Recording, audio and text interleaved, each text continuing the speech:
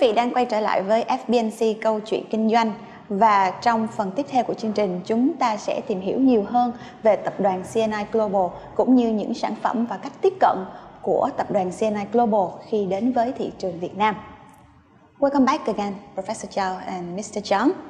When you decided to enter the Vietnam market, what are challenges that you've been prepared to face, Mr. Chang? Yeah, so that's on the business perspective. Now, first of all, for any new market development, now you got to do a lot of homework, of course, research, right? You got to study about everything, okay, you know, from the business side, from the regulatory side, how the government sees this industry, whether they welcome this industry, there's any specific laws and regulations that's governing, okay, you know, we have also looked at the company structures, whether it could be wholly owned, or maybe you have to join partners with the local, business owners. Yes. So you have to study all those things, all right?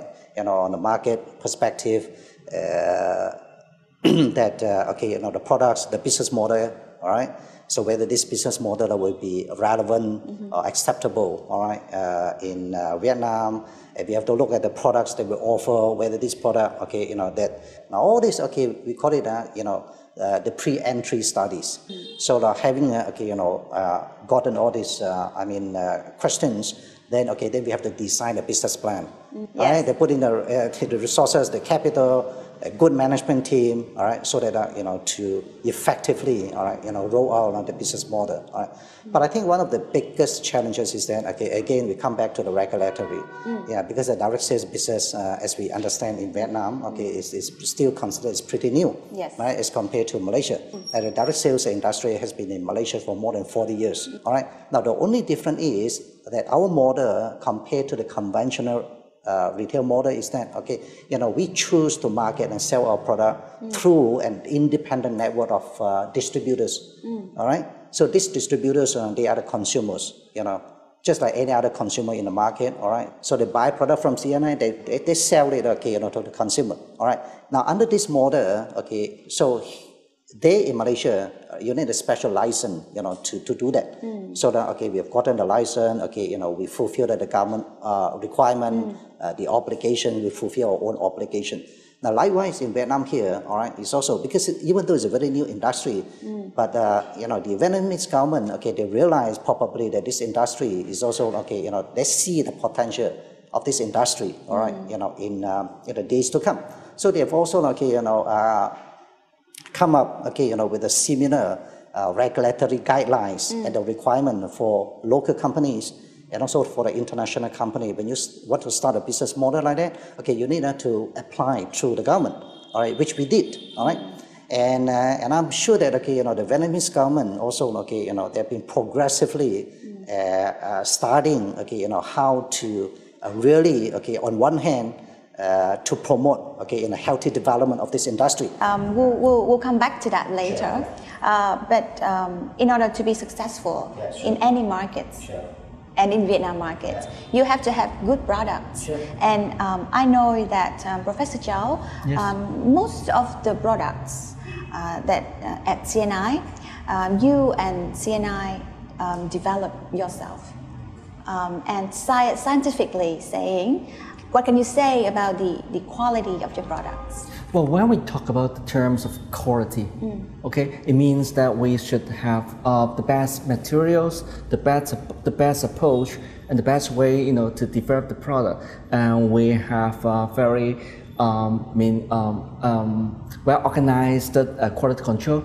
So when we develop the live enzyme, we come up with an approach or an idea to selecting the best materials that we can have, and when we talk about the appropriate materials, we have to formulate it with some materials at the right time and the right approach. So that's the reason why we develop a patent technology we call the MATLAB. But from consumer perspective, how do you think that the CNI products will adapt with the Vietnamese people taste and Vietnamese people culture and lifestyle? Yes, sometimes I mean, okay, having done all the homework, all right, when you go out in the market, so you have to believe, okay, in yourself. You've done a lot of homework. Yeah, we have done some, like pre-survey, all right. But of course, food is something something not sensitive. It's a matter where different people have different preference, especially like taste. But the functions of the product, okay, the benefits of the product it can brings, to the health, of a human being, all right. Now that one, okay, will not change. If the problem, okay, is because of the taste profile, all right, then we have to think of a solution. Maybe then you have to add a special fruit-based ingredients into it, all right. So without alternating, the basic chemical compound of the products itself, it will not affect the efficacy, of the products, but it will only change the taste profile of it. And going back to the business model that you're gonna introduce to the market. As far as I understand, the MLM model has now been very well spoken of these days, even in Vietnam. But the bad news is of course. Some companies that have carried out the MLM model here in Vietnam the wrong way. Yes, correct. And which had caused a lot of misunderstandings and perception in the mindset of Vietnamese people. Yes. Do you have any solutions for that? Well, exactly.